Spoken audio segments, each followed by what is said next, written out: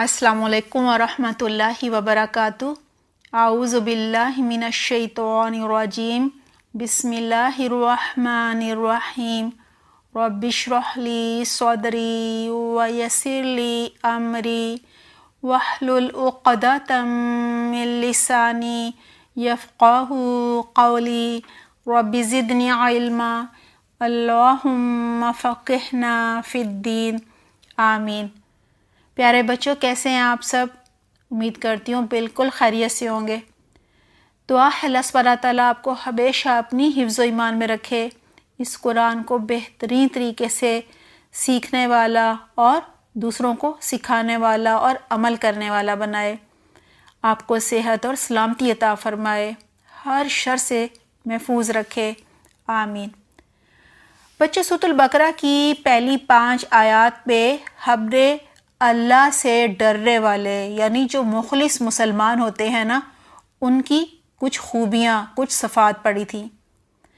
और बच्चों, हमने उनका दुनिया और आखिरत का अंजाम भी जाना था। उम्मीद करती हूँ आपने अपने अंदर वो खूबियाँ, वो सिफात ज़रूर पैदा कर ली होंगी। अच्छा, आप में से कुछ कोशिश कर रहे हैं, अल्हम्दुलिल्लाह। जी, हमने अभी तक कौन सी खूबियाँ पढ़ी थी और इन खूबियों को पैदा करने का फ़ायदा क्या होगा, वो भी आज हम देखेंगे। इन सिफात पर एक नज़र डाल लेते हैं। हमने कुरान पर शक नहीं करना, बल्कि कुरान के हर हुक्म को अल्लाह का हुक्म होने की वजह से बहुत ज़्यादा हमने अहमियत देनी है उसे, और हर हुक्म पर अमल करना है। कोई एतराज़ नहीं करना, कोई सवाल नहीं करना, ऐसा क्यों हुआ, वैसा क्यों हुआ, ये ऐसा नहीं वैसा होना चाहिए। हमारे प्यारे खालिक, मालिक, राज़िक, मुदब्बिर यानी अल्लाह सुब्हाना ताला, जो हमसे बहुत ज़्यादा मोहब्बत करते हैं, जिन्होंने हमें बनाया है, हमें रिस्क दिया है, हमें सारी नेमतें दी हैं, सारी कायनात हमारे लिए सजाई है, उसका हुक्म है।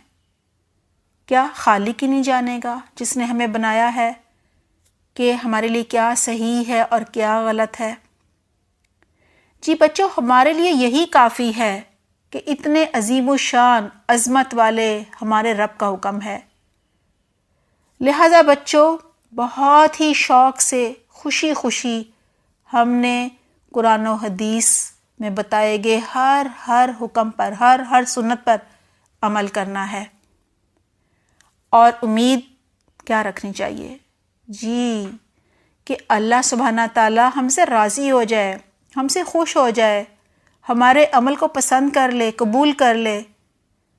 अल्लाह से मोहब्बत ये सोचकर नहीं करनी कि वो हमें जन्नत में डाल दे, बल्कि ये सोचकर करनी है कि वो है इस काबिल कि उसकी इबादत की जाए, उससे मोहब्बत की जाए, उसकी हर बात मानी जाए। बच्चों, अल्लाह सुब्हाना ताला ने हमें भी बनाया, हमारे अम्मी, अब्बू, बहन, भाइयों और सब रिश्तेदारों को भी बनाया, और बेशुमार नेमतें बनाई। हमारे लिए दिन रात बनाया, हमारे खाने पीने की सब नेमतें बनाई। अल्हम्दुलिल्लाह। बच्चों, हम तो गिन भी नहीं सकते ना, इतनी ढेर सारी नेमतें अल्लाह सुब्हाना ताला ने हमें दी हैं। हमारे दिल में सबसे ज़्यादा मोहब्बत किसकी होनी चाहिए? जी, अल्लाह सुब्हाना ताला की होनी चाहिए। और सबसे ज़्यादा डर भी अल्लाह सुब्हाना ताला का होना चाहिए। वो डर नहीं जो लोग सांप से डरते हैं, बल्कि अल्लाह सुब्हाना ताला की नाराज़गी का डर। आप डरते हैं ना कि ये काम अम्मी को नहीं पसंद, मुझे नहीं करना, वरना मेरी अम्मी नाराज़ हो जाएंगी। मोहब्बत वाला डर होता है ना। जी, ये डर भी लोगों के मुकाबले में सबसे ज़्यादा हमें अल्लाह सुब्हाना ताला का होना चाहिए। बच्चे, सूरह बकरा की पहली 5 आयत में से हमने क्या सीखा? दोहरा लेते हैं। मुझे गैब पर ईमान रखना है। गैब के बारे में तो आप जान चुके होंगे ना। मुझे 5 नमाज़ें पढ़नी हैं, मुझे غریبوں کا، ضرورت مندوں کا خیال رکھنا ہے۔ اللہ نے مجھے جو بھی نعمتیں دی ہیں میں نے دوسروں کو بھی بانٹنی ہے، شیئر کرنی ہے، ان کو بھی دینی ہے، ان کا بھی خیال رکھنا ہے۔ تمام آسمانی کتابوں کو ماننا ہے کہ وہ اللہ سبحانہ تعالیٰ نے نازل کی تھیں، لیکن عمل کس پہ کرنا ہے؟ جی صرف قرآن پہ۔ مجھے آخرت پر یقین رکھنا ہے کہ اس دن ہم سب دوبارہ پیدا کیے جائیں گے، زندہ کیے جائیں گے اور ہم سے حساب کتاب ہوگا۔ یہ سب کام کرنے کا فائدہ کیا ہے؟ ان سب پر عمل کرنے کا فائدہ کیا ہے؟ یہ سب خوبیاں پیدا کرنے کا اپنے اندر فائدہ کیا ہے؟ جی اس کا جواب تھا آیت نمبر 5 میں۔ جی بچوں، فائدہ یہ ہوگا دنیا میں اللہ سبحانہ تعالیٰ ہدایت پر، جنت کے راستے پر چلنے کی توفیق عطا فرما دیں گے، نیکیاں کرنی آسان کر دیں گے، اور آخرت میں جی آخرت میں جنت مل جائے گی انشاءاللہ۔ آیت نمبر 1 سے لے کر 5 تک میں ہم نے پہلے گروہ کے بارے میں جانا تھا جو کہ مسلمانوں کا، مؤمنین کا اور متقین کا گروہ تھا۔ آج ہم دوسرے گروہ پر بات کریں گے۔ یہ دوسرا گروہ کافروں کا ہے۔ اس دوسرے گروہ کا ذکر آیت نمبر 6 اور 7 میں ہے۔ آئیے پہلے آج کی آیت یعنی آیت نمبر 6 کا لفظی ترجمہ یاد کرتے ہیں۔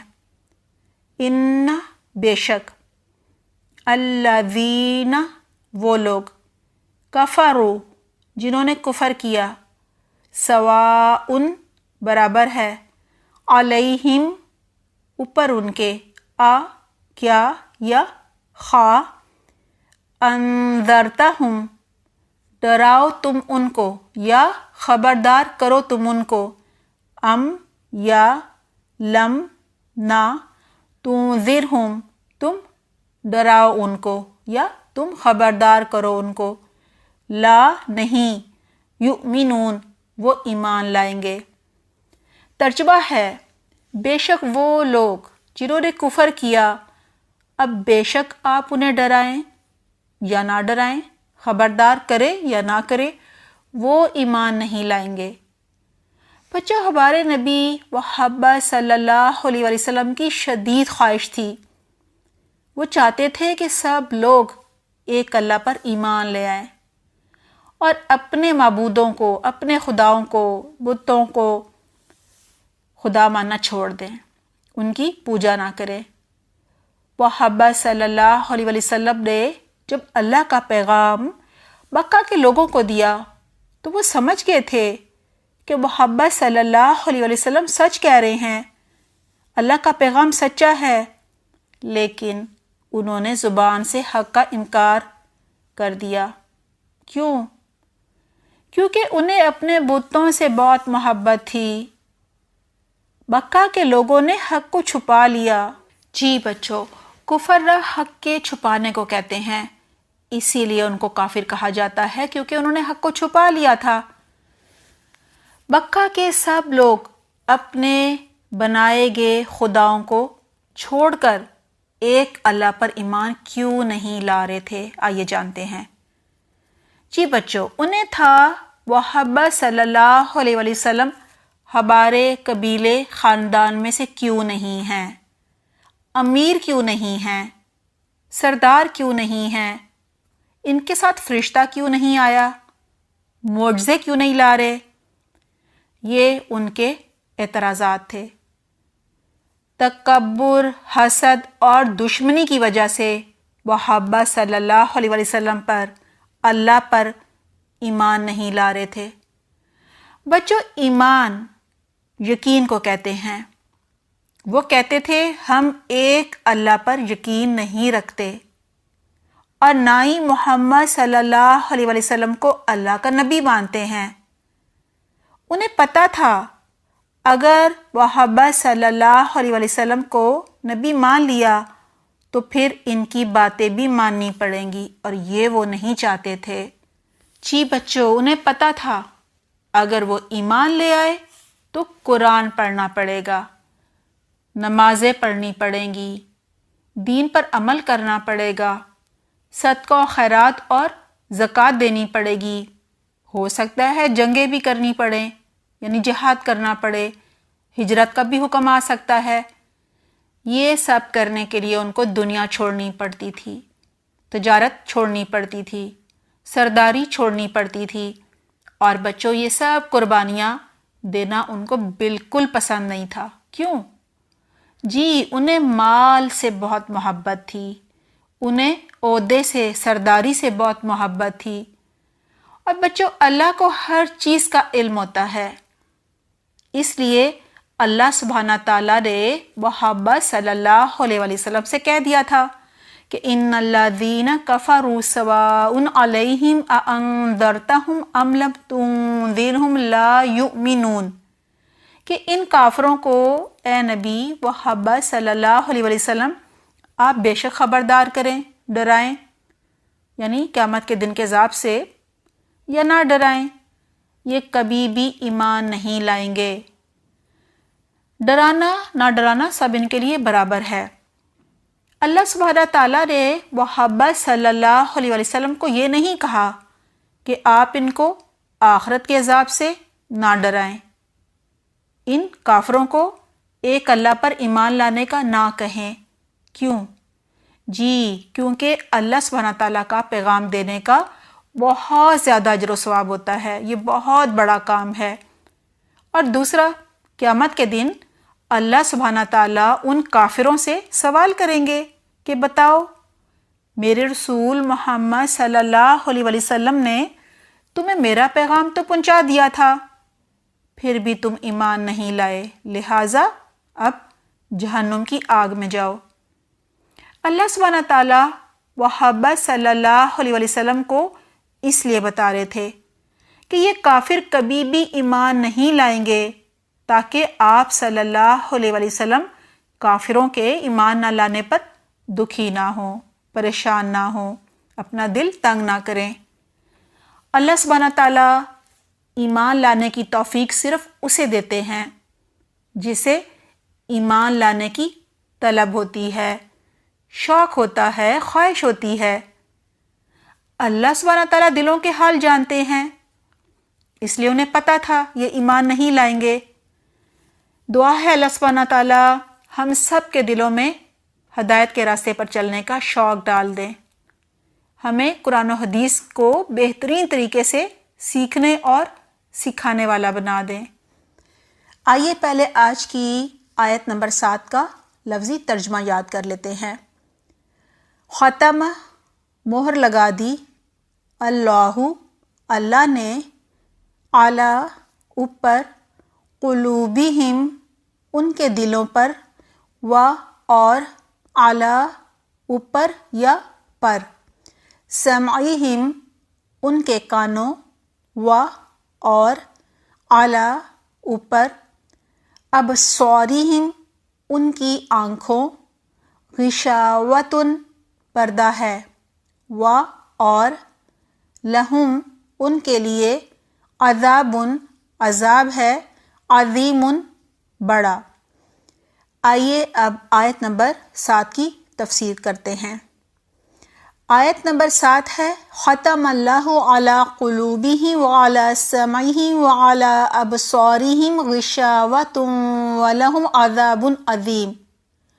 ترجمہ ہے، مہر لگا دی اللہ نے ان کے دلوں پر اور ان کے کانوں پر اور ان کی آنکھوں پر پردہ ہے اور ان کے لیے بڑا عذاب ہے۔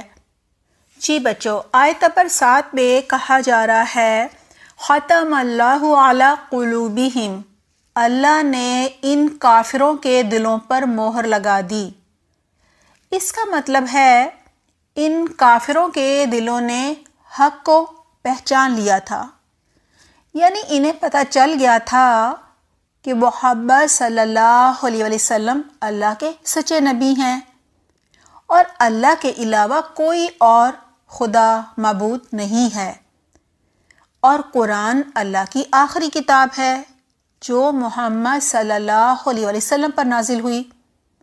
لیکن پھر بھی یہ ایمان نہیں لائے، کیونکہ اگر ایمان لے آتے تو ان کی سرداری چلی جاتی، ان کو تجارت چھوڑنی پڑتی، ان کو دین سیکھنا پڑتا، ان کو بہت ساری قربانیاں دینی پڑتی، کبھی جہاد کرنا پڑتا، کبھی ہجرت کرنی پڑتی، کبھی صدقہ خیرات دینا پڑتا، زکوٰۃ دینی پڑتی۔ اور بچوں، ان کو مال سے بہت محبت تھی اور تکبر بھی تھا کہ ہم سردار ہیں، کوئی اور ہم سے اوپر آ جائے اور ہمیں اس کی بات ماننی پڑے، یہ تو ہمیں گوارا ہی نہیں ہے۔ یہی وجہ تھی کہ ان کے دل ایمان لانا ہی نہیں چاہتے تھے، ان کے دلوں میں ایمان لانے کی کوئی خواہش نہیں تھی، بالکل انہیں شوق نہیں تھا، ان کے دلوں میں کوئی طلب نہیں تھی۔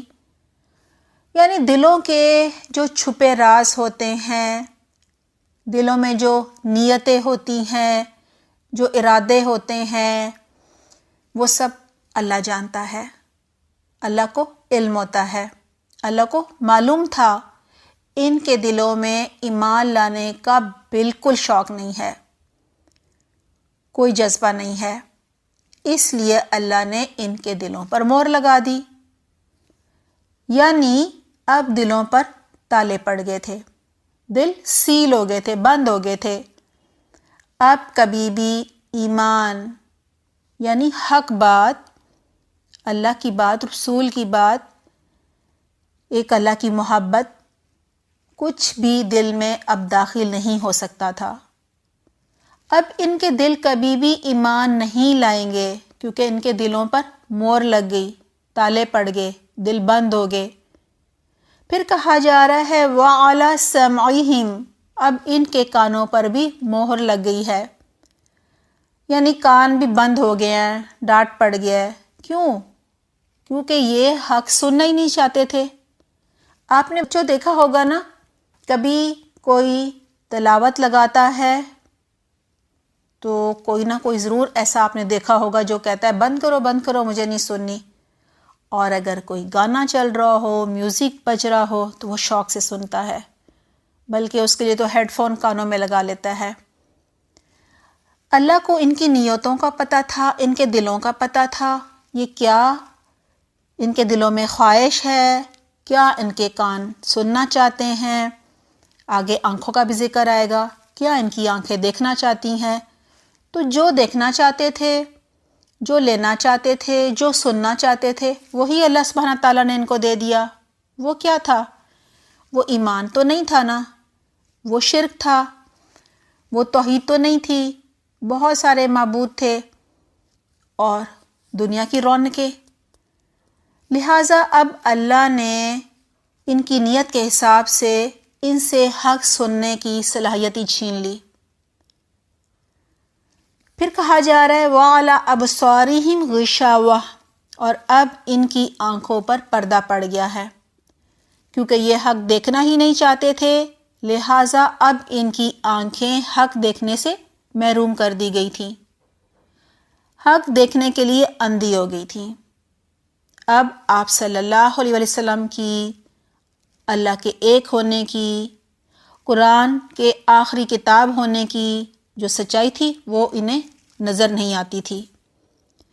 اللہ سبحانہ تعالیٰ نے کافروں کے دلوں اور کانوں پر مہر کیوں لگا دی تھی اور ان کی آنکھوں پر پردہ کیوں ڈال دیا تھا؟ جی بچوں، اب جواب آ گیا نا؟ چلیں بتا دیتی ہوں۔ اس کا جواب یہ ہے کہ کافر حق دیکھنا ہی نہیں چاہتے تھے، حق سننا ہی نہیں چاہتے تھے، ان کے دلوں میں حق پانے کی خواہش ہی نہیں تھی، یعنی مومن بننے کا، متقی بننے کا کوئی شوق جذبہ نہیں تھا ان کے اندر۔ اللہ سبحانہ تعالیٰ سب کو دنیا کی سب نعمتیں ان کی کوشش کے مطابق دیتے ہیں، جو جتنی کوشش کرتا ہے اتنی ہی اس کو دنیا کی نعمتیں مل جاتی ہیں۔ لیکن بچوں، اللہ سبحانہ تعالیٰ بڑے ہی غیور ہیں، یعنی بہت ہی غیرت مند ہیں۔ جب تک کوئی ہدایت پانے کی خواہش نہیں رکھتا، اس کے دل میں طلب نہیں ہوتی، شوق نہیں ہوتا، اللہ سبحانہ تعالیٰ اسے زبردستی ہدایت کبھی نہیں دیتے، بلکہ جب وہ بار بار حق کا انکار کرتا ہے، تو پھر کیا ہوا؟ ایمان لانے کی، حق سننے کی، حق دیکھنے کی توفیق ہی چھین لی گئی ان سے۔ جی بچوں، دعا ہے اللہ سبحانہ تعالیٰ ہم سب کے دلوں میں ایمان لانے کی، ہدایت کے راستے پر چلنے کی، جنت کے راستے پر چلنے کی طلب اور شوق پیدا کر دے، تاکہ اللہ سبحانہ تعالیٰ ہمارے لیے ہدایت کے دروازے کھول دے، ہمارے لیے جنت کے راستے پر چلنا آسان کر دے۔ آمین۔ اپنا بہت خیال رکھیے گا۔ سبحانک اللہم و بحمدک، نشہد ان لا الہ الا انت، نستغفرک و نتوب الیک۔ والسلام علیکم ورحمۃ اللہ وبرکاتہ۔